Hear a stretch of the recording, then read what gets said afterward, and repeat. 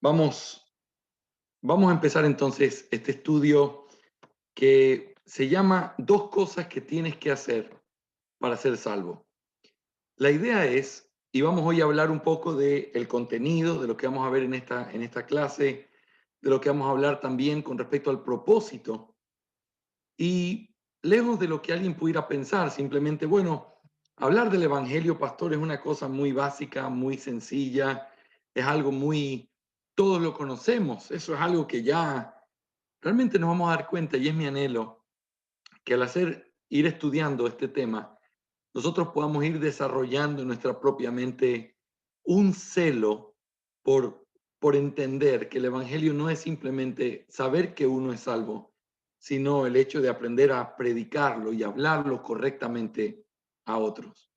Así que vamos a orar y vamos a empezar en esta noche este tiempo precioso de enseñanza, pidiéndole al Señor de su gracia, de su ayuda, para que podamos crecer más en esta pasión por predicar su palabra. Vamos a orar. Oremos al Señor. Gracias, Señor, por este tiempo. Gracias por la iglesia amada, dispuesta a ser enseñada, dispuesta a aprender.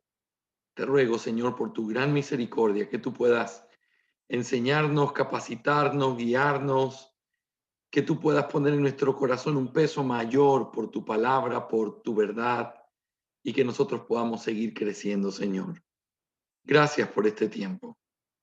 Pone en nuestro corazón de nuevo deseo de aprender. Para la gloria de tu santo nombre te lo pedimos, Señor. Amén y amén.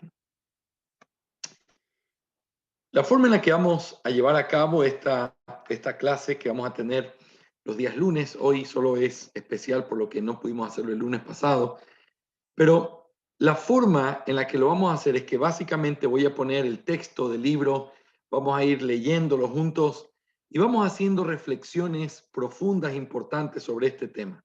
Ahora, antes de empezar con eso, yo quisiera plantear una realidad que nosotros tenemos en nuestros días. Hoy le damos gracias a Dios porque el Evangelio ha llegado a muchísimos países y está en muchos, son muy poquitos los países que no tienen un testimonio, que no tienen el Evangelio ahí habiendo llegado o dando testimonio de la verdad maravillosa de lo que el Señor ha hecho. Ahora, encontramos en países como el nuestro y en Latinoamérica y en los Estados Unidos una tendencia para hablar del Evangelio de una manera que a veces se vuelve tan absoluta que pareciera que esa es la única forma y la forma en la que todos deberíamos hacer y predicar el Evangelio. Hay personas que enseñan, por ejemplo, que lo único que hay que hacer en esta vida como cristianos es predicar el Evangelio, y las iglesias se volcan hacia esa parte diciendo hay que ganar almas porque eso es lo único que no haremos en la eternidad, hay que ganar almas, hay que predicar.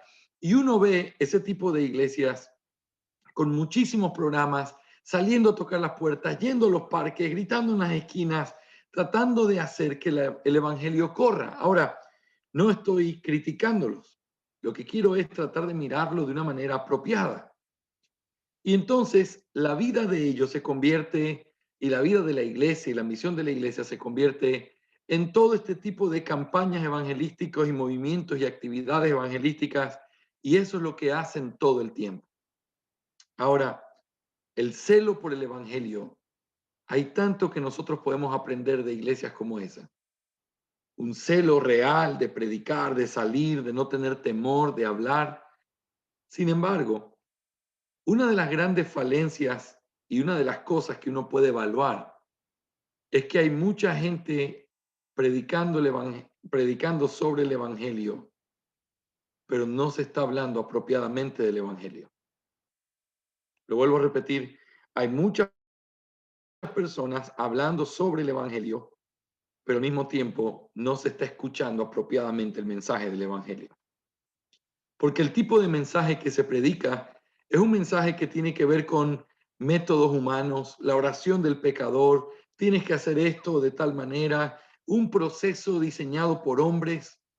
Y entonces el evangelismo se convierte en un hambre, en una sed que la gente tiene por tratar de suplir algo en su conciencia y sienten paz de haber hecho algo, aunque no necesariamente lo que hicieron es verdaderamente predicar el evangelio.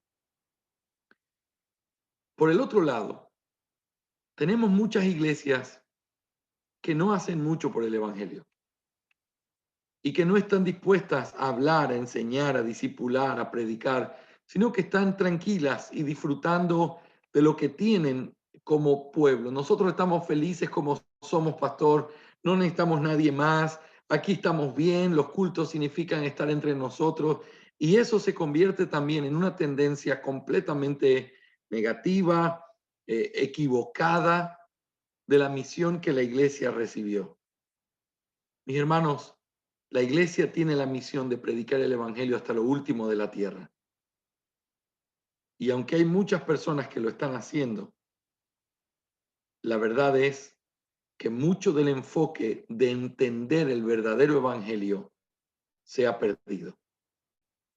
Y puede ser que aún personas tan amadas como ustedes que están escuchándome en esta noche pudieran decir, pastor, yo estoy convencido de mi salvación, yo sé cosas, yo sé que el Señor me ha salvado, yo sé que el Señor ha tenido gracia para conmigo, pero cuando se trata de llevar el evangelio para otras personas, o cuando se trata de hablar del evangelio de manera clara, entonces diluimos la verdadera esencia del evangelio y pensamos que predicar el evangelio es compartir doctrinas y simplemente hablar de, mira lo que aprendimos, o mira lo que dice la iglesia, o tú has escuchado de la elección, o qué crees tú de la predestinación, cuando el evangelio, aunque todo eso está alrededor del evangelio, el mensaje del evangelio no está siendo predicado.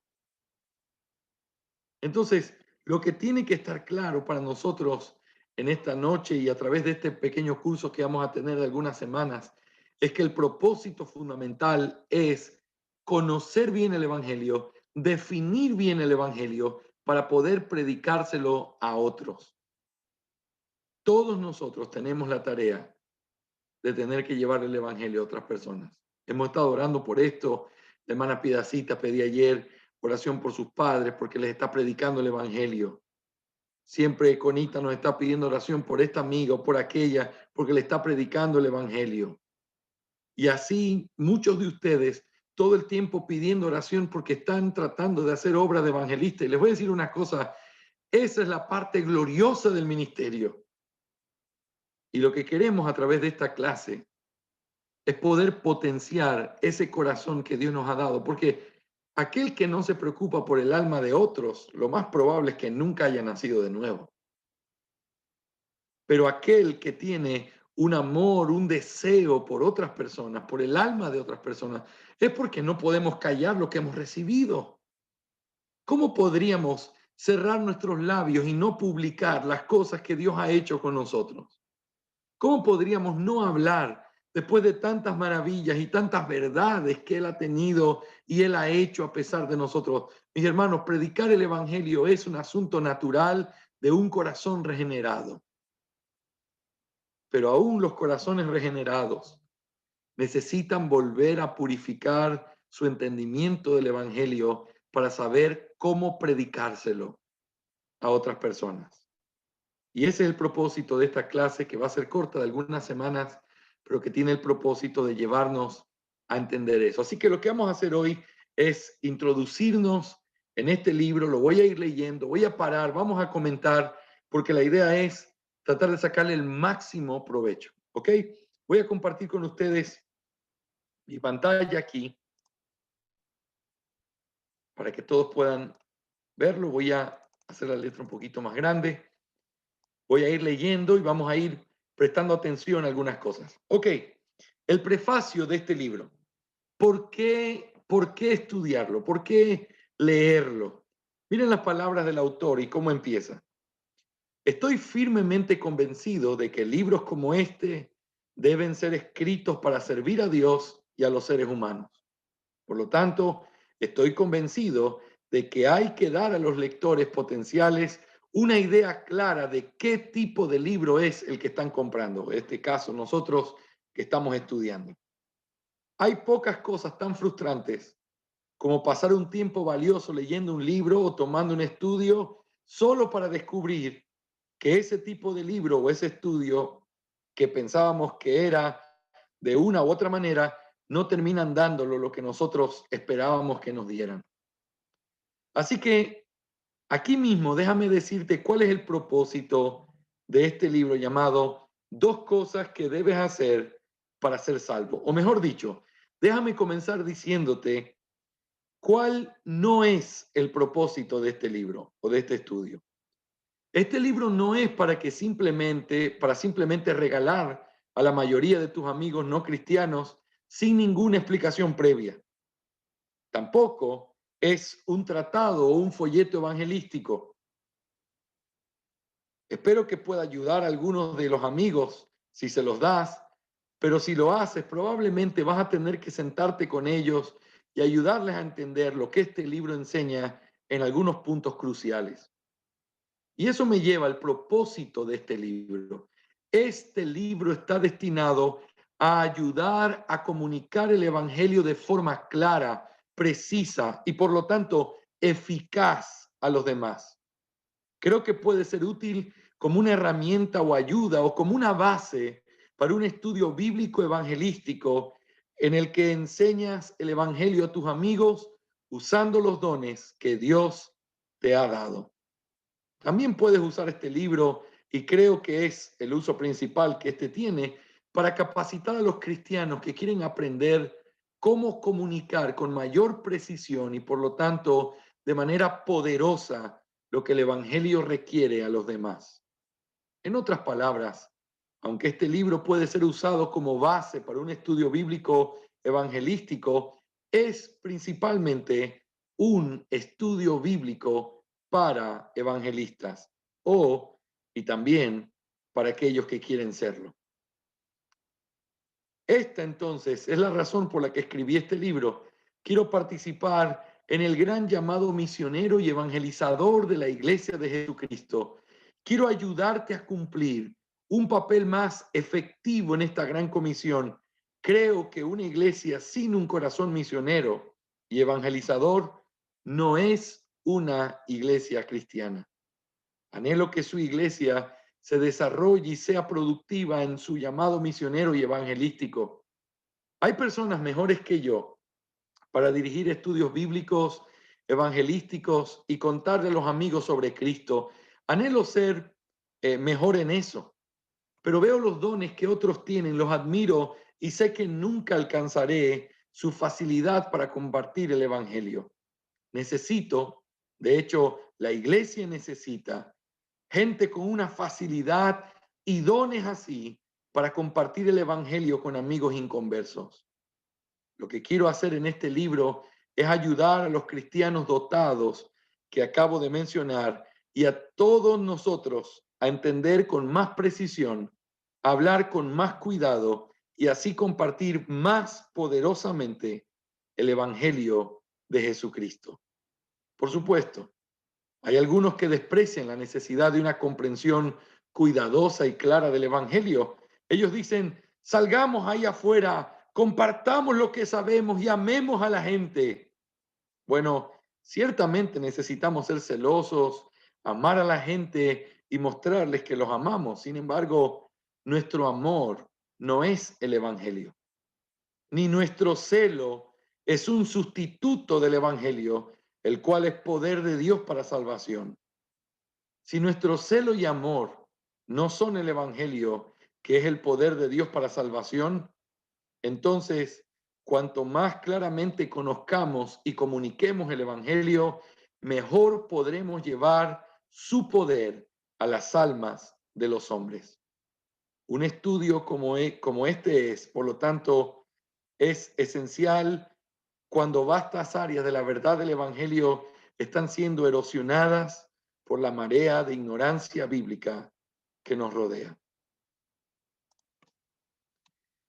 Muy bien, vamos a considerar algunas de las cosas claves que encontramos en este primer párrafo introductorio, que es básicamente exponer el propósito de este estudio, de este libro. Hermanos, por muchos años Y en el contexto que tengo de donde fui criado, donde fui enseñado la palabra, nosotros teníamos un proceso de estudio bíblico que le dábamos a la gente que llegaba a la iglesia, la cual era básicamente así. Tenía algunas lecciones, las tres primeras trataban de salvación, la número uno, número dos, seguridad de salvación, número tres, bautismo. Esas primeras tres lecciones que se daban en 3 semanas o en 3 reuniones con la persona que estaba siendo discipulada, tenían el propósito de que después de enseñárselas terminaran con el bautismo. Normalmente quien daba esas clases eran las personas que estaban ahí, que tenían deseo de enseñar, que eran nuevos creyentes, apasionados, dispuestos a predicar, pero no con el entendimiento más completo o más profundo del Evangelio. ¿Qué es lo que entonces teníamos al final? Todo era producto de todo. Si tú tienes un grupo de personas que no entienden bien el Evangelio, enseñándole el Evangelio a personas, enseñándoselo incorrectamente, tú vas a tener más y más personas que luego le van a enseñar a otras personas el Evangelio de manera incorrecta y así sucesivamente. Lo único que encontramos es que hay más confusión y falta de claridad sobre una verdad tan importante como esta. Lo que he descubierto con el paso de los años, aunque debería ser obvio, pero lo que he descubierto es que el Evangelio es un asunto que debe ser dado, enseñado, predicado por todos en la iglesia, pero principalmente por aquellos que lo entienden mejor. Esa es la razón por la cual hay tantos cristianos nominales en medio de las iglesias evangélicas. Muchas personas que están convencidas de una salvación que no existe por causa de una oración que un día hicieron, porque así les enseñaron, o por causa de ciertas cosas de lo que se convencieron, pero no de un entendimiento apropiado del Evangelio. Y entonces no pueden definir correctamente qué es el Evangelio, no pueden definir correctamente qué es lo que les sucedió. Yo lo único que sé, pastor, es que un día vivía mal y de pronto comencé a cambiar. Dios me salvó. Espérate, el Evangelio es más que eso. El Evangelio implica un entendimiento mayor que ese. Y por eso es importante sentarse a hablar del Evangelio y que la iglesia pueda perfeccionar su visión del Evangelio de una manera cuidadosa, porque lo que tú entiendes es lo que terminas compartiendo con otros. ¿Sabes qué descubrí después de que abracé las doctrinas de la gracia y comencé a caminar en esto? Lo primero que uno siente es, pastor, yo no quiero ser nada de lo que yo era antes. Antes la gente hacía oración de salvación. Ahora nosotros no queremos tener nada que ver con eso. Antes la gente predicaba en el culto y hablaba de cierta manera. Pastor, yo no quiero tener nada que ver con eso. Y uno se va al otro extremo. Y entonces terminas cayendo en un error antibíblico también. Y comienzas a cuestionar palabras de la Escritura o llamamientos de la Escritura, como el hecho de llamar a los pecadores a que se arrepientan, y comienzas a confundirlo con lo que antes éramos. Por eso, porque no se trata de lo que hoy somos o de lo que antes éramos, sino de lo que el Evangelio dice. Y por eso necesitamos entender el Evangelio, necesitamos entender lo que hemos recibido para poder compartírselo adecuadamente a otras personas. A veces, el mensaje del Evangelio, al no ser bien entendido, nosotros sabemos que Cristo murió y que Él hizo la obra perfecta y nosotros hemos sido salvados por eso, pero al momento de comunicarlo, sentimos que no sabemos cómo hacerlo. ¿Qué le digo, pastor, a esta persona inconversa? ¿Cómo le digo? ¿Cómo le hablo para que se arrepienta? Es por eso que necesitamos entender las demandas que el Evangelio hace y tenemos que entender el Evangelio como la Biblia lo presenta. Así que este libro, este estudio, no es simplemente mirar el Evangelio y predicárselo a quien me escucha. Es para aquellos que ya lo tienen. Es para que aprendan a compartirlo con otros y para que lo hagan con claridad, con denuedo, siendo cuidadosos de la forma de hablar, pero al mismo tiempo llevando la verdad de Cristo, la cual nos ha sido comisionada y tenemos la responsabilidad de hacerlo. Así que mis hermanos amados, este es el propósito de nuestro estudio y esto es lo que estamos empezando en esta noche. Así que sin más demora, vamos a comenzar el día de hoy y en esto es lo que vamos a mirar el día de hoy. Vamos a mirar el capítulo 1 y vamos a reflexionar en algunas cosas claves aquí que pudieran ser muy básicas, pero son esenciales. Por ejemplo, uno de los errores que uno comete es, pastor, ¿verdad que no depende del pecador arrepentirse? Porque hemos entendido que es la obra soberana de Dios. Hemos entendido que Dios transforma los corazones. Oh, qué necio ese que dice que se arrepintió, como que si él se hubiera arrepentido. No, espérate, espera. Te está saliendo del carril.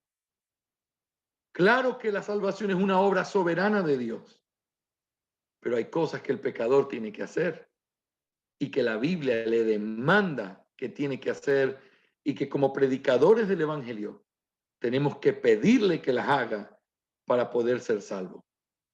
Así que hagamos una introducción a este libro con esta interesante introducción que nos va a ayudar a mirar con claridad este asunto. Antes de eso, miren la tabla de contenido de lo que hay. Básicamente, el libro se divide en una introducción general que tiene algunas cosas relacionadas con el arrepentimiento, la fe, cómo se relacionan, cómo es. Luego, la primera parte del libro trata sobre el arrepentimiento. Esa es la primera cosa que debes hacer para ser salvo. Y la segunda es la fe en el Señor Jesús. Así que arrepentimiento y fe son las dos cosas que la Biblia nos demanda, que el Evangelio nos demanda para poder ser salvos. Así que vamos a ir mirándolo poco a poco y finalmente la conclusión, que es la forma de apelar a cómo las personas pueden llegar a obtener esa salvación en Cristo Jesús. Así que dos cosas que tienes que hacer para ser salvo: arrepentirte y creer. Pero antes de meternos en detalle en eso, vamos entonces a introducir sobre esta expresión hacer. La palabra hacer es una palabra problemática. ¿Cómo hacer? Me está diciendo Barbarito en su mente. Pastor, ¿cómo hacer?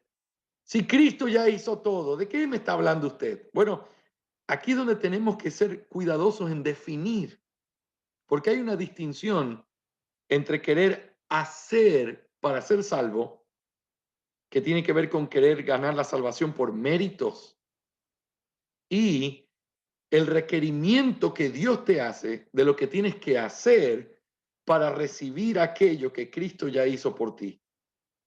Hay una distinción que es clave en la mente de todo aquel que predique el Evangelio. Tenemos que aprender a distinguir entre el hacer meritorio para salvación, lo cual no es así. Solo Cristo salva y su obra es la que salva, pero al mismo tiempo sí hay cosas que hay que hacer para poder recibir lo que Cristo ya hizo por nosotros. Y eso es lo que vamos a tratar de meditar en este capítulo 1 o en esta introducción. Mi propósito al escribir este libro, dice el doctor Waldron, es ayudarle a entender más claramente y así comunicar más poderosamente el Evangelio de Cristo, con particular énfasis en sus requerimientos. El Evangelio tiene requerimientos. Dios demanda cosas de los hombres. El título de este libro, de este estudio, es Dos cosas que debes hacer para ser salvo. Es mi manera de describir lo que un texto crucial de la palabra de Dios dice sobre este tema y deja muy en claro. Por supuesto, no asumo que todos los que leen estas páginas aún necesitan ser salvados. Sin embargo, sí estoy asumiendo que nadie se salvará a menos que haga las dos cosas que el texto que tengo en mente requiere. Entonces, ¿cuál es ese texto del que estamos hablando? Bueno, ese texto es Hechos 20:21. En la Biblia de las Américas se traduce de la siguiente manera: testificando solemnemente tanto a judíos como a griegos, del arrepentimiento para con Dios y de la fe en nuestro Señor Jesucristo. Lo vuelvo a leer. Este es un texto central y es el texto que le da como el sentido a todo este estudio. Testificando solemnemente tanto a judíos como a griegos del arrepentimiento para con Dios, ahí está la primera cosa, y la segunda cosa, y de la fe en nuestro Señor Jesucristo. No es difícil ver las dos cosas en el texto del que estoy hablando. Pretendo decir y mostrar que el arrepentimiento hacia Dios y la fe en nuestro Señor Jesucristo son las dos cosas que todos deben hacer para ser salvos. Pero antes de que pueda llegar a esa tarea, hay un par de cuestiones preliminares que creo que debo aclarar para evitar confusiones. Confusión es lo último que necesitamos cuando se trata de las dos cosas que tú y yo debemos hacer para ser salvos. Si estas cosas son tan vitales, que son las que te otorgan la salvación, entonces más nos vale no estar confundidos y al estar claros, poder enseñar un mensaje claro a lo que los pecadores tienen que oír, porque de estas dos cosas depende su salvación. Dos cosas que ellos tienen que hacer para ser salvos, dos cosas que nosotros tuvimos que hacer para ser salvos. Así que el propósito es tratar de hacer lo más claro posible este tema. Este es el primer asunto que tengo la preocupación de aclarar, y eso es hacer. Hay varios malentendidos con respecto a la palabra hacer en el título que está en el título de este libro. Permítame asegurarme de que no confunda lo que digo con ninguna de estas confusiones o equivocaciones sobre la palabra hacer. En primer lugar, el malentendido de hacer como obras para la salvación. O sea que lo que usted está diciendo es que para poder ser salvo tenemos que hacer cosas para obtener la salvación. No, no, porque eso sería salvación por obras. Y eso no es lo que la Biblia enseña. No es a eso lo que se está refiriendo. Quizás la mejor manera de aclarar el primer malentendido de hacer las cosas es imaginando un objetor amistoso. Me imagino a este objetor diciéndome algo como esto: hacer. ¿Qué quieres decir con hacer? No hay nada que podamos o debamos hacer para salvarnos. La salvación es por la gracia de Dios, no por nuestro hacer. Tengo varias respuestas a este objetor imaginario. La primera es que en un sentido importante estamos totalmente de acuerdo con él. La salvación es solo por gracia y no hay nada que tengamos que hacer para obtenerla en ese sentido. La Biblia ciertamente enseña que no nos salvamos por nuestros propios actos u obras. Los textos clásicos o típicos sobre esto son Romanos 4, 4 al 5. Dice, ahora bien, al que trabaja, el salario no se le cuenta como favor o como gracia, sino como deuda. Mas al que no trabaja, sino que cree en aquel que justifica al impío, su fe se le cuenta como justicia. Noten, Pablo está diciendo, es que si es por trabajo, si es por obras, entonces que me des la salvación no es ninguna gracia, eso es justicia. Si la salvación es por obra y yo he obrado por la salvación, cuando Dios me la dé en la gloria, Él no me va a poder decir, mira, esto es por gracia. No, Señor, no, esto no es por gracia, yo me lo gané. Y por eso dejan claro que si es por trabajo o por obrar, entonces lo que recibes por tu trabajo no es una gracia, es una deuda que se te está pagando. Pero cuando tú no obras, cuando tú no trabajas, sino que tú crees, entonces la fe es lo que se cuenta como justicia. En otras palabras, obras y fe están en completo encuentro el uno con el otro. No tienen nada que ver en el sentido de la salvación. Nadie puede ser salvos por obras, solo pueden ser salvos por la fe. no se puede caminar en ninguna parte intermedia de esos dos. O es por obras o es por fe. Como no es por obras, como dice la Biblia, es solamente por medio de la fe. Y tenemos el texto maravilloso de Efesios 2, 8 y 9. Porque por gracia habéis sido salvados por medio de la fe, y esto no de vosotros, sino que es don de Dios, no por obras, para que nadie se gloríe. Claramente se vuelve a repetir la misma verdad. Y también está Tito 3:5 que dice, Él nos salvó, no por obras de justicia que nosotros hubiéramos hecho, sino conforme a su misericordia, por medio del lavamiento de la regeneración y la renovación por el Espíritu Santo. No fuimos salvados por obras de justicia, sino que nos salvó por misericordia a través de una regeneración y renovación en el Espíritu Santo. Así que claramente estamos de acuerdo con este objetor imaginario. No podemos ni pudiéramos jamás decir que cuando hablamos de dos cosas que tienes que hacer para ser salvo, no estamos hablando de hacer en el sentido de a través de hacer esto, tú mereces tu salvación o recibes la salvación por estas obras. De ninguna manera, la salvación es solo por gracia, solo por fe, solo en Cristo. Cuando Cristo dijo en la cruz, consumado es, realmente la obra fue terminada. La salvación es por la obra perfecta de Cristo, no por nuestras obras imperfectas. La salvación es como la Reforma lo dejó claro, solo por gracia, solo por Cristo, solo por la fe. En un sentido importante, el Evangelio no trata en primer lugar de que hagamos algo para salvarnos. Se trata de lo que Cristo hizo para salvarnos. Cuando uno habla del Evangelio, la parte fundamental del Evangelio es que no se trata de cuáles son las cosas que tú tienes que hacer para salvarte, sino de qué fue lo que Cristo hizo para salvarnos. Ese es el Evangelio. Y entonces se pone más complicada la cosa, pastor. Y entonces, ¿qué tiene que ver este título?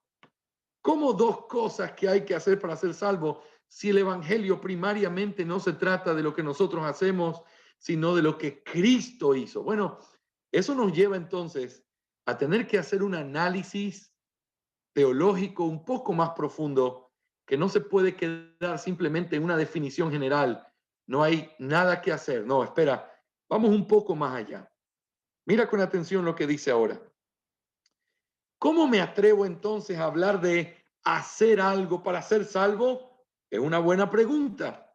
La respuesta simple es que tanto Hechos 20:21 como muchos otros textos paralelos me demandan y nos demandan a todos nosotros hablar de esta manera. La Biblia nos dice que los hombres deben hacer algo. Así que evidentemente la Biblia no se contradice. Eso es una verdad absoluta. La Biblia no se contradice. Ahora, la Biblia dice que no hay que obrar. La Biblia dice que la salvación es por la obra de Cristo. Pero hay otros textos en la Biblia que nos dicen que el hombre tiene que hacer algo para ser salvo. Y entonces, el punto clave no es tratar de ver qué dice más y menospreciar las pocas veces que diga lo otro, sino encontrar una reconciliación, porque la Biblia no se contradice. Entonces tratemos de trabajar en nuestra mente en esta noche en la reconciliación del hecho de hacer y al mismo tiempo que no tenemos nada que hacer porque Cristo ya lo hizo. Aquí en Hechos 20:21, la palabra de Dios habla de arrepentimiento y fe como las cosas que el Evangelio requiere de nosotros si queremos ser salvos. Estas no son cosas que Dios en Cristo hace por nosotros, son cosas que nosotros debemos hacer. Ahora, claramente tenemos aquí una dificultad, ¿no es así? La obra de Cristo está terminada. No nos salvamos por las obras que hemos hecho en justicia. Sin embargo, Hay algo que Dios nos llama a hacer. Hay actividades que se requieren, cosas que se deben hacer para ser salvados por el Evangelio. Ocultar este hecho evidente es oscurecer el camino de la salvación a los ojos de los hombres. Déjenme hacer un hincapié aquí, solo para que no se nos pierdan estas verdades maravillosas que hay aquí. Si nosotros presentamos el Evangelio diciendo, Dios no requiere nada de ti, nosotros no estamos presentando el Evangelio bíblico, porque eso no es lo que la Biblia dice. Dios no requiere nada de esa persona para poder hacer que la obra de Cristo sea perfecta. La obra de Cristo no puede ser más perfecta de lo que ya es. Es completamente perfecta. Sin embargo, sin tocar esto, acá Dios le pide a los hombres que deben hacer cosas para ser salvos. Y eso tiene que estar siempre conectado. Noten, cuando uno predica un evangelio superficial, y les vuelvo a decir, lastimosamente, yo soy un mal ejemplo de cómo no se debe hacer por todo lo que vivimos en el proceso. En el pasado, yo mismo me acuerdo estar en Patricia Pilar, donde era nuestra iglesia, y entonces yendo a las casas, tocando la puerta y la señora, la vecina, me abría diciendo, le digo, disculpe, ¿tiene unos minutos para hablarle de la palabra de Dios? Ay, ya, pero apúrese porque dejé haciendo el arroz. Y entonces ahí con la puerta media abierta, yo le comenzaba a hablar. Y era básicamente lo que yo le iba a decir, era una ganga. No sé, José, si se usa esa palabra allá, pero era un regalo lo que yo le venía a hacer. Le decía, mire, es que usted sería una persona que no está pensando bien. Dios le ofrece la vida eterna, Dios le ofrece esto, y si fuera un vendedor le diría, y como si esto fuera poco, le ofrece lo de acá. Y entonces ella me miraba como toda persona que está recibiendo un vendedor diciendo, bueno, ¿y cuánto me va a costar? Y le decía, y esa es la mejor noticia. Dios no demanda nada de usted. Dios no le pide nada. Él le quiere entregar todo. Las personas a veces mirando, diciendo, bueno, no se ve tan no se ve tan mal este negocio. Así en la oración. Se quedaban en sus casas en la misma condición de perdición y muerte que antes de que yo llegara. Y yo me iba cantando una canción de alegría diciendo que habíamos rescatado otra alma del infierno. Y hermanos, esta es una realidad en la gran mayoría de iglesias cristianas evangélicas. Personas ofreciendo un producto, un Dios que puede suplir todas tus necesidades, un Dios que da todo lo que tú le pides, un Dios que puede transformar esto y aquello. Y realmente sería un loco el que no recibe un ofrecimiento tan regalado. Pero al final uno termina creando de Dios. Porque recuerden esto, todos somos teólogos. Y escuchen lo que les voy a decir porque se los digo desde mi corazón. Nosotros vamos dibujando una figura de Dios a través de la forma en cómo predicamos el Evangelio, tanto para nosotros mismos como para la gente que nos escucha. Y cuando tú predicas un Evangelio así como el que te conté, tú terminas pensando que realmente Dios no es tan poderoso. Su Evangelio está en competición con todo lo que el mundo tiene para ofrecer y que tú tienes que buscar una buena técnica de marketing para poder vender tu producto. El Evangelio se vuelve frustrante. Y para el que escuche ese mensaje falsificado, Dios es, y perdónenme, les ruego que me perdonen esta comparación, como un Papá Noel sentado en una sillita de shopping, esperando que los niños vengan a sentarse en su pierna para sacarse una foto. Ahorita no quiero, estoy apurado. Ahorita no tengo mucho interés. Qué aburrimiento. Se pervierte la imagen del Dios de la Biblia a través de un tipo de evangelio predicado de esta manera. Mis hermanos, este es un tema serio. Es un tema que puede frustrar el corazón de un pastor, que puede frustrar el corazón de la iglesia, porque entonces nos encontramos en una campaña de marketing que no funciona. Y entendemos por qué muchos han quebrantado el mensaje, porque no estaban predicando el mensaje bíblico. Esta es la importancia de entender este tipo de cosas que aparentemente son dificultades y contradicciones. ¿Cómo puede ser que hablemos de que Dios ya hizo la obra en Cristo y al mismo tiempo nos pide que hagamos algo? Es que las dos cosas son verdad y las dos cosas tienen que ser predicadas con claridad y las dos cosas tienen que ser puestas en el balance correcto, porque si te equivocas en el balance, enseñas una salvación por obras o enseñas una salvación donde Dios no demanda nada. Y eso no es bíblico. Y ese no es el mensaje que el Señor nos mandó a predicar. Continuemos nuestra lectura. Tenemos unos pocos minutos, pero veamos un poco más lo que hay aquí.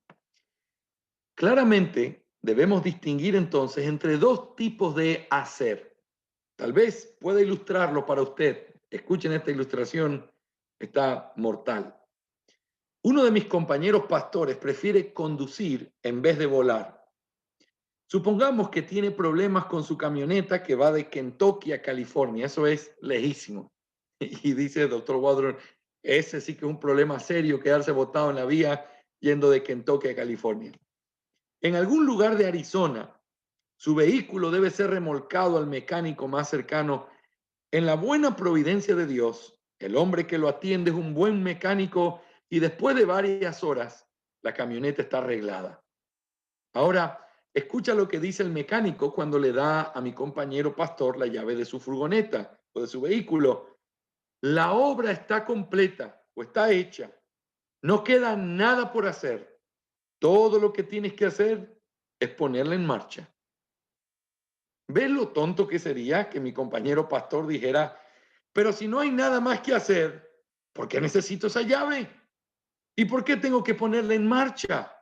¿Y por qué tengo que hacer algo si ya todo está hecho?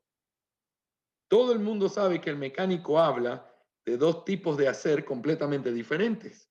El hacer de arreglar la furgoneta y el hacer de girar la llave no es lo mismo en lo absoluto. Ya está hecha la obra del mecánico, está hecha toda, tú no tienes que añadirle nada, pero tienes que hacer tu parte. ¿Cómo llegas hasta California? Tienes que girar la llave, prenderla y seguir manejando. Ahora, evidentemente, se puede notar una diferencia entre ya está todo hecho y el hecho de tener que seguir haciendo cosas aunque ya esté todo hecho, como en esta ilustración. Pero quizás una ilustración un poco pequeña, ¿verdad? Y ciertamente inadecuada, pero espero que ayude a entender el punto que estamos haciendo. Hay actividades o cosas que nos exige el Evangelio. Están en un nivel completamente diferente al de la obra de Cristo. Son lo opuesto a los logros humanos que contribuyen a la obra acabada de Cristo. No obstante, son actividades o condiciones requeridas a los hombres en el Evangelio y en respuesta a las cuales Dios salva a los hombres. Noten, son dos tipos de hacer diferentes. El hacer que Dios nos demanda para ser salvos no tiene nada que ver con el hacer de Cristo y su obra perfecta en la cruz. Nuestro hacer, lo que se nos demanda hacer para ser salvos, no contribuye, no aumenta, no perfecciona la obra de Cristo, sino que obedece las demandas que el Evangelio nos da. Tal vez una ilustración bíblica nos ayude un poco más. Jesús cuenta en Lucas 15 la historia de un hijo de espíritu libre y muy egoísta que pide a su padre rico que le dé la herencia que le corresponde. Los cristianos conocen a este joven como el hijo pródigo. El padre cumple los deseos de este hijo. El hijo empaca rápidamente sus pertenencias y se va a las atracciones de lo que la Biblia llama, se fue a un país lejano, pero podríamos llamarlo, se fue a la gran ciudad. Allí el joven lo derrocha todo en la vida salvaje, con mujeres, en vicios, etcétera. Eventualmente, por supuesto, experimenta los resultados de tal forma de vida y termina en una pobreza desesperada y humillante. Ahí está, un buen chico judío alimentando los cerdos de alguien más. ¿Qué puede hacer con esta miserable condición? En un sentido, por supuesto, no puede hacer nada. Él no tiene los recursos, ha malgastado su herencia, está en una condición desesperada. Nada de lo que pueda hacer puede recompensar al padre por despilfarrar su riqueza y traer una terrible vergüenza a la familia. Nada. Pero por otro lado, hay algo que el joven debe hacer para ser salvo de esa circunstancia. Debe regresar a la casa del padre. Esto no compensará de ninguna manera al padre por los males que el joven ha hecho. Si el padre elige recibirlo de vuelta, será todo absolutamente de gracia. Sin embargo, a menos que se levante y regrese a la casa del padre, esa gracia nunca será experimentada o disfrutada. Hay, por lo tanto, dos tipos de acciones o de obrar que se presentan en la Biblia. Una clase que debemos rechazar completamente, pero otra que debemos abrazar cuidadosamente. Es de crucial importancia entender la diferencia entre las dos clases de acciones o de haceres si queremos ser salvos y saber que lo somos. Cuando hablo de las dos cosas que debes hacer para ser salvo, no hablo de obras para la salvación. Tampoco hablo de una acción que merezca, gane o consiga la salvación. No es un hacer que crea la salvación, sino un hacer que la recibe. No es una que lo hace, que la hace posible, sino una que la recibe. Puede ayudar a saber que la distinción entre dos tipos de hacer de la que he estado hablando está relacionado con la conocida e importante distinción entre la ley y el evangelio. Cuando hablo de hacer para salvarse, no me refiero a hacer lo que la ley requiere, sino a hacer lo que el evangelio requiere. La ley requiere una obediencia perfecta y perpetua para su aprobación y para que no se condene a ira eterna de Dios. El Evangelio no requiere tal cosa para la salvación.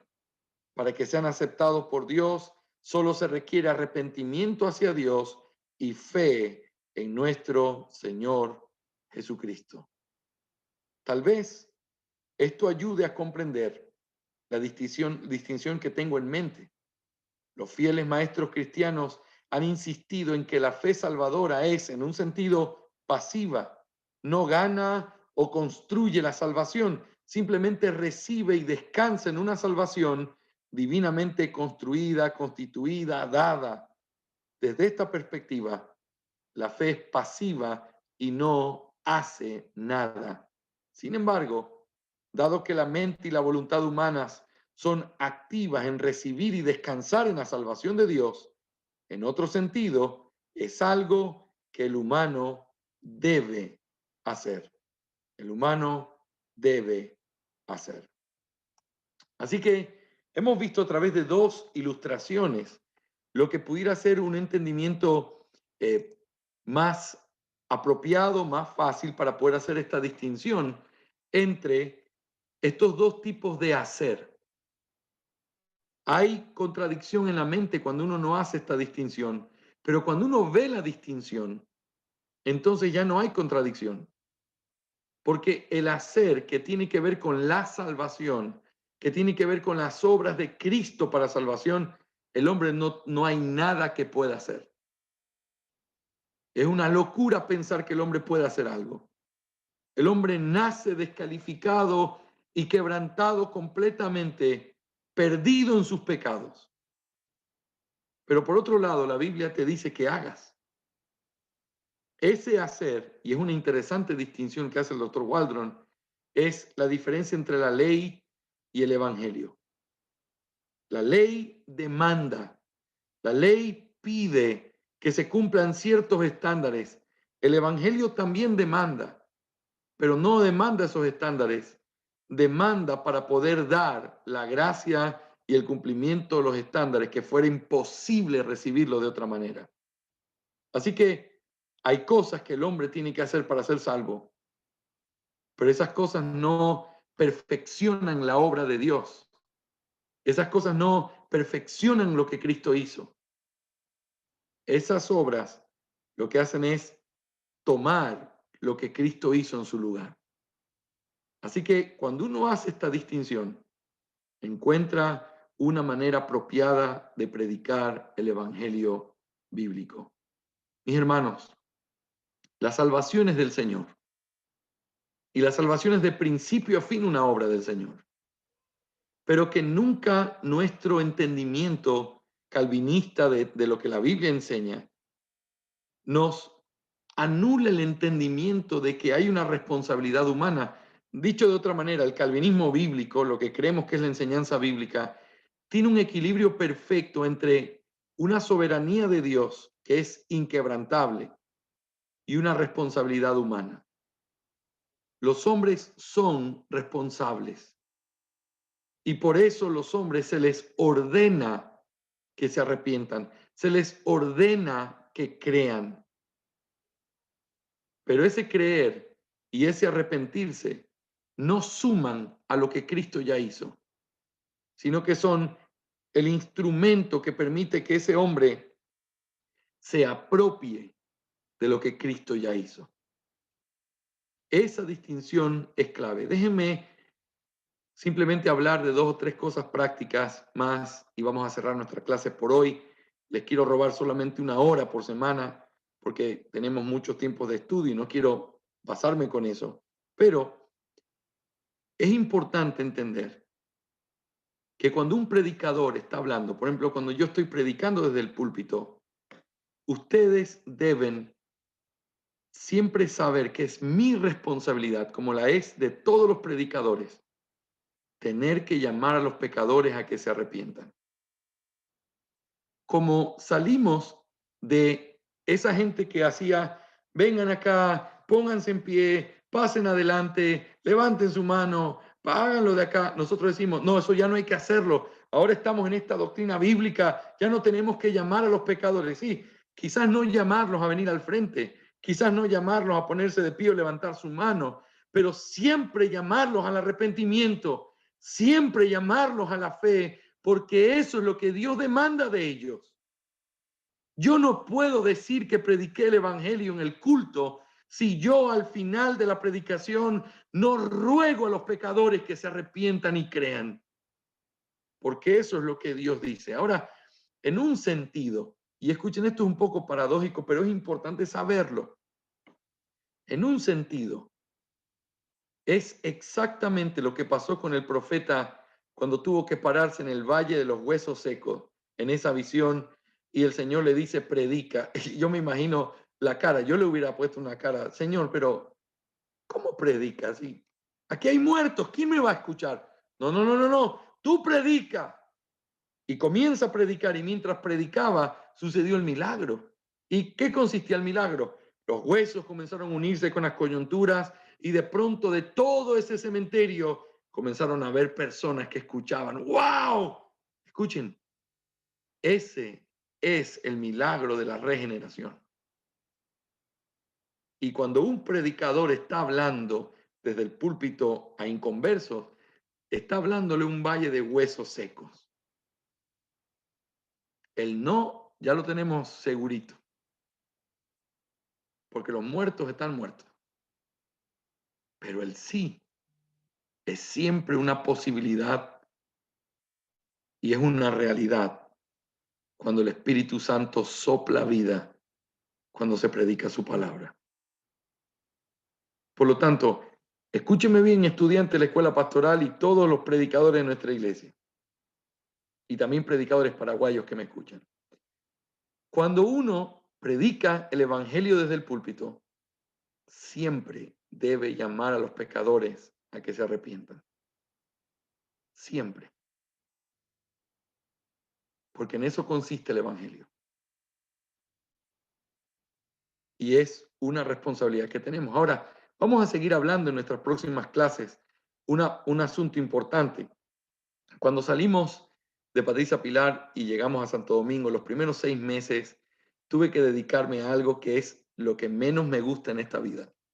Había que trabajar y estaba listo para hacerlo, pero es el trabajo menos agradable en mi vida y es el de vender cosas. Yo soy malísimo para vender, malísimo.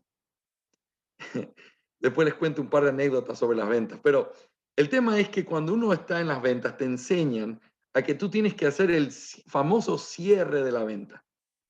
Entonces, estás ahí, lo estás convenciendo, y entonces no lo puedes, pero entonces le aplicas las llaves para convencerlo. No se preocupe, si usted tiene una tarjeta, podemos hacerlo de tal manera. No se preocupe, si no tiene tarjeta, llamemos a alguien que le pueda prestar. Es una locura. No escuchen a eso que les venden así, ¿ok? Ahora, en la antigua vida y en la antigua forma de predicación, a nosotros nos enseñaron una técnica de cierre. Y esa técnica de cierre es, ¿quieres hacer la oración de arrepentimiento? Y cuando esa persona decía que sí, entonces tú orabas y salvo. Cuando no había el cierre, tú decías y te preguntaban, José, ¿y cómo te fue con esa persona? Vi que hablaste por un buen tiempo. Pastor, mire, entendió todito, pero no hizo la oración. Y entonces, cuando uno piensa en eso, uno dice, ok, lo que determina que una persona se salva o no es la oración. Y ese es el problema que hay en esa forma de predicación del Evangelio. Nosotros tenemos que aprender cómo es el cierre bíblico. Y nos vamos a dar cuenta que no es un cierre que puede ser ni manipulado, ni se puede simplemente contabilizar. Simplemente dejamos que Dios haga su obra y comenzamos a ver el resultado cuando las hojitas se comienzan a mover, porque el viento pasó por ahí. Pero todas esas cosas son importantes si queremos aprender. Así que cerrando nuestra clase de hoy, es una hora exacta lo que quiero darles, así que cerrando nuestra clase de hoy, hay una contradicción aparente de términos, dos cosas que tienes que hacer para ser salvo. Pastor, escúcheme una cosita, eso está grave. ¿Cómo dos cosas para ser salvo si no hay nada que hacer para ser salvo? Porque Cristo ya hizo todo. En un sentido, eso es completa y absolutamente verdad. Está condenado a muerte aquel que enseñe que se necesita mejorar lo que Cristo hizo. Estamos claros completamente que la obra de Cristo es perfecta y está cerrada en su totalidad. No hay nada que se pueda perfeccionar. En ese sentido, no hay nada que podamos hacer para ser salvos porque Él ya hizo lo que nosotros no podíamos. Pero por otro lado, la dificultad y lo que causa a veces dificultad de entendimiento es que la Biblia claramente enseña que el hombre tiene que hacer algo para ser salvo. ¿Cómo resolvemos eso? Aprendiendo a hacer una distinción. Este hacer no es lo mismo que este hacer. Este hacer es como el hacer del mecánico y este hacer es como el del hacer que tiene que prender el carro y llegar hasta donde tiene que ir. Este hacer es el del joven, el hijo pródigo que despilfarró todo y ya no podía hacer nada, pero sí podía hacer algo. Hay una diferencia. El hombre no puede hacer nada para ser salvo por sus propios medios. es solo por Cristo y solo en sus méritos y solo en Él. Pero el hombre debe hacer algo para ser salvo. Debe hacerlo. Y el texto que vimos, que es nuestro texto base, nos enseña que es arrepentirse y creer.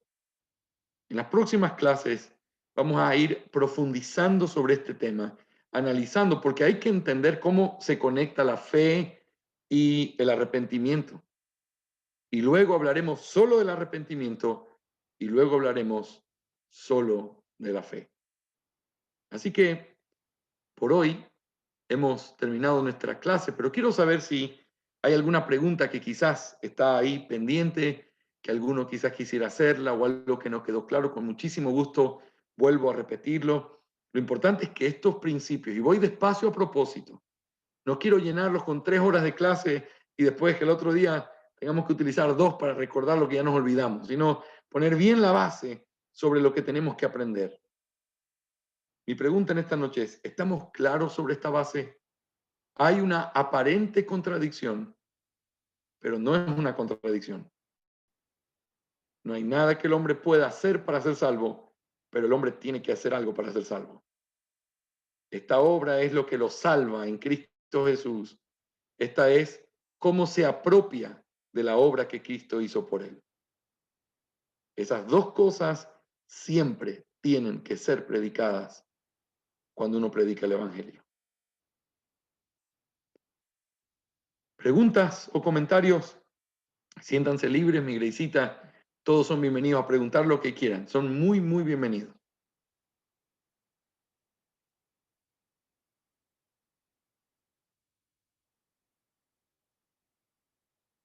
Tanto silencio en esta habitación me preocupa.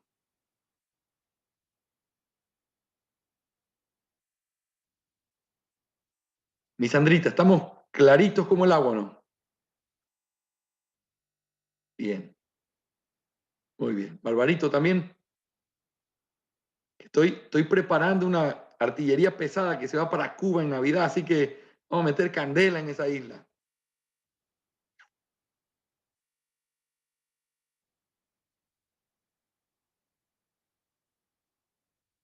Muy bien. Miguel. Ajá, Mi José. pastor, buenas noches. Buenas noches, hermano. Una pregunta, pastor. Bueno, en la práctica me ha tocado de que hay personas que ya entienden de que deben arrepentirse y creer teóricamente. Y también entienden de que el Señor es el único que obra. Entonces ellos se respaldan en que el Señor tiene que obrar en mi corazón. Ya uno les ha explicado el arrepentimiento, o cómo tratar tal vez con esas personas que entienden de que hay que arrepentirse, tienen que creer y que sobre todo de la predicación, de la soberanía de Dios y todo eso. Sí. Te voy a decir una cosa. Tú vas a tener más problemas con eso cuando Lía sea grande. Porque esa niña va a crecer escuchando pura doctrina pesada. Entonces un día Nati me salió con esto. Yo estaba hablando con ella y diciéndole, mis hijos, siempre oramos para que el Señor los salve. Anhelamos que ustedes puedan creer en Él. Entonces un día Nati, tratando de ser condescendiente conmigo, me dice, papi, qué bueno que el Señor ya te dio a ti el don para poder creer y arrepentirte. A mí todavía no me lo ha dado. Ahora, suena profundo teológico, pero detrás de eso hay algunas cositas humanas, ¿verdad? Entonces yo tuve que inmediatamente cambiar su perspectiva y decirle, mira mi amor, tú tienes que arrepentirte, porque el Señor hizo lo que tenía que hacer. Y si te ha escogido, no, eso no es tu problema, ni es algo en lo que tienes que pensar. Tu problema es saber que estás enemistada con Dios y que si no te arrepientes vas a perecer. Y entonces es volver a enfatizar la realidad de la responsabilidad que los hombres tienen. Ese es uno de los problemas, José, cuando uno confunde la parte de la doctrina con la predicación del Evangelio. Entonces, por ejemplo, uno va y predica el evangelio hablando de la elección. Así no es como se predica el evangelio. La elección es parte del evangelio, es parte de la belleza del evangelio. Los creyentes nos gozamos en entender la elección, pero no es la elección lo que se nos mandó a predicar, sino al Cristo crucificado y la condición de muerte del hombre.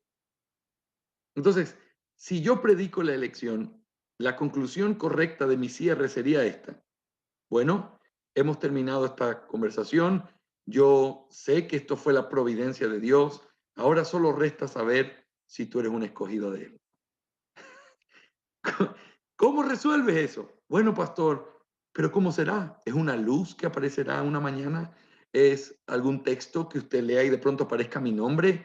¿O es un sueño que tendré algún día? No, no es así como funciona. Hoy escuchas el Evangelio. Hoy Dios te llama a arrepentirte. Hoy es el día. Puede ser que esta noche te mueras y seas más condenado por lo que ahora sabes. Hoy es el día. Y si un pecador se va a dormir sin arrepentirse ese día, no es porque está esperando que Dios lo toque y le dé entendimiento, sino porque su alma es rebelde contra Dios y no quiere arrepentirse. Si eso es lo que ponemos sobre sus hombros, ellos van a entender su responsabilidad. Entonces, no se olviden de esto. No significa que negamos nuestra doctrina de ninguna manera. Nuestra doctrina y nuestro entendimiento de la Biblia nos ayuda a entender de manera mucho más profunda las verdades maravillosas que tenemos. Pero predicar el Evangelio es predicar la condición del hombre delante de Dios, lo que Dios hizo por el hombre y qué es lo que el hombre debe hacer para ser salvo. Entonces, se centra en la obra de Cristo y pone como responsable al hombre ante los estándares de lo que Dios demanda. Si yo predico con la elección, el responsable es Dios. Yo escuché, pero es que nunca sentí nada. Entonces, ¿quién es el culpable? ¿Cómo es la cosa ahí? Pero si nuestra perspectiva es, esto es lo que Dios hizo y Dios demanda que te arrepientas, ya no queda en, esperemos que Dios haga, no, es tu responsabilidad, eres tú el que tiene que creer. Ahora, por la doctrina sabemos que quien cree es porque el Señor está obrando en él, que quien cree es porque el Señor lo escogió, pero el pecador lo que tiene que saber es lo que Dios demanda de él. Y lo que Dios demanda de él es que se arrepienta. Mira, se me ocurre algo. Imagínate a Judas Iscariote. Ustedes saben que la profecía de que Judas iba a traicionar está desde el Antiguo Testamento. ¿Se imaginan si Judas se hubiera metido a indagar la profecía y hubiera dicho, oye, quizás yo soy este hombre de maldad? Así que, como soy este hombre de maldad, simplemente voy a hacer lo que tengo que hacer. ¿Se imaginan qué locura sería pensar así? Aun si Judas hubiera leído que él era el hombre de maldad, lo cual era imposible que sepas que él era, pero si él hubiera leído eso, ese texto de la escritura lo hubiera llevado a tener que decir, oh Señor, líbrame de ser este hombre. Y su responsabilidad hubiera sido tener que vivir bien, aunque él haya sido escogido para ser el hombre de maldad. No es la responsabilidad de Dios el arrepentirse, sino la responsabilidad del que escucha el Evangelio. Y aunque sabemos que es la gracia de Dios la que permite que los hombres se arrepientan, es nuestra responsabilidad tener que decirle a los hombres que son más responsables hoy por causa de lo que saben y que tienen más condiciones de sufrimiento en el infierno si no se arrepienten porque ahora son expuestos a mayor luz. Ese debería ser nuestro énfasis al predicar el Evangelio y con nuestros hijos. Nuestros hijos se van a saber para adelante y para atrás, Romanos 8, 9, 10 y 11, y te lo van a recitar, y Efesios 1, y te van a decir todo eso, y a Melita ya la van a ver cómo sabe todos esos textos del catecismo de memoria. Por eso mismo es que tenemos que saber cómo predicarles a ellos. Y por eso mismo tenemos que saber cómo predicarlo desde el púlpito de una iglesia como la nuestra, que cree profundamente y completamente en la soberanía de Dios en la salvación. El hombre es responsable y hay dos cosas que tiene que hacer para ser salvo. Si no las haces, será tu condenación. Y si las haces, Dios te da vida. Pastor, una José, pregunta más. A veces uno, bueno, me ha tocado incluir la acción de ora para que el Señor te conceda arrepentimiento, ora para que el Señor te conceda fe. ¿Eso está bien? ¿Está mal? ¿O cómo podríamos verlo? puede, mira, eso lo haría y yo se lo diría en una circunstancia específica, pero cuando tú ves la predicación del Evangelio en el Nuevo Testamento, nunca es, ¿y qué haremos para ser salvos?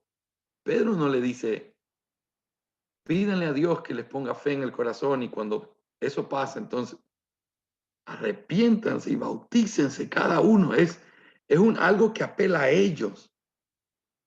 Entonces, yo puedo decirle, yo voy a orar al Señor para que quebrante tu alma, pero en el momento en que el hombre, miren, nuestro corazón es tan perverso, y escuchen esto, mi amada iglesia, el corazón es tan perverso que si tenemos la posibilidad de culpar a Dios por nuestras desgracias, lo vamos a hacer. Por lo tanto, nada que haga que el hombre se justifique culpando a Dios por su desgracia es algo que deberíamos decirle. Voy a orar por tu alma para que el Señor te quebrante por la arrogancia de no verle su verdad. El hombre siempre tiene que saber que no es un asunto pasivo. Bueno, pastor, entonces, ¿qué es lo que debo hacer? Clama al Señor para que te dé fe. No, arrepiéntete, arrepiéntete, busca ese arrepentimiento. Pero es que yo no siento que soy. Entonces, sumérgete en la Escritura y deja que ella te confronte. Es difícil cuando uno tiene gente que ha crecido en la iglesia. Me acuerdo tener esta conversación con mi hermano que viene después de mí, hermano en la carne. Creció, se bautizó unos días o quizás meses después que yo. Fue a los mismos campamentos, estuvo en la misma iglesia. Creo que ahora conoce al Señor, pero creo que toda su vida nunca lo conoció.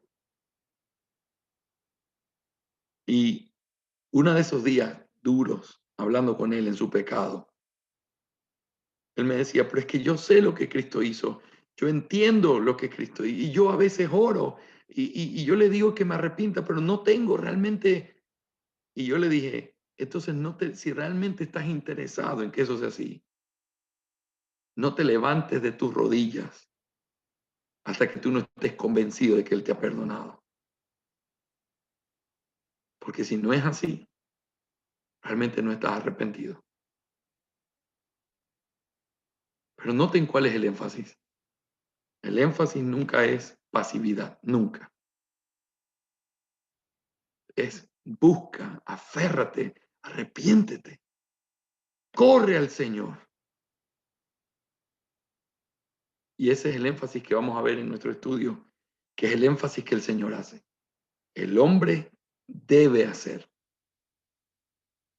Y es lo que tiene que quedar en la mente de todos los que escuchan el Evangelio.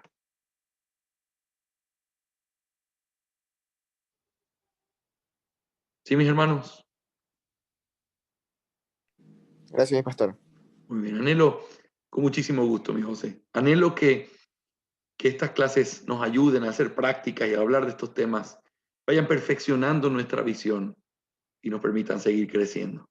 Sí, mis hermanos queridos, al final lo que vamos a hacer es que este libro lo vamos a publicar de manera gratuita, así que yo espero, y miren lo que les voy a decir, que cada uno de los que comparta este curso aquí pueda tener una copia física de este libro y que podamos imprimirlo y que lo puedan tener para que pueda servir como una forma de seguir repasando y recordando estas verdades. Así que por ahora no se preocupen por los apuntes, los van a tener un día, un día.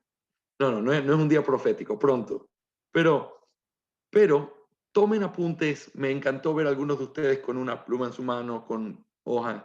Tomen apuntes, escriban cosas que les ayuden a recordar las preciosas verdades que estamos analizando.